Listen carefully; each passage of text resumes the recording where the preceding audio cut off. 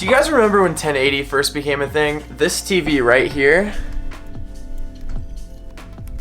I remember waking up super early on Black Friday to go out and get this TV, and it was like a big deal for me that it was 1080. Since then, the next big step has been 4K, and with technology constantly improving, we now have this. This is a 6K drone. It sort of looks like a traffic cone, but it's actually the Autel EVO 2 Pro. They actually have an 8K drone too, but for now in this video, I'm filming with this one.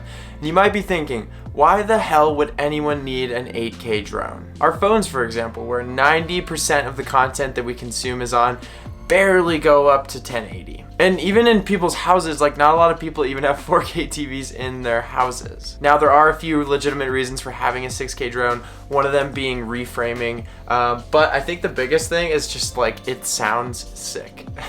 And it's not just 6 times as clear as 1080. To give you guys a comparison, here's a little chart, and all the way in the corner you can see 1080 down there. I've never really shot in 6K before, so when Autel asked me to try the drone out, I was all about it. There's a couple other really dope things about this drone, like an insane 40-minute flight time and no geo fencing, but for now this video is all about the footage. I think I've done enough talking already, so without further ado, let's get into the footage. Hit it.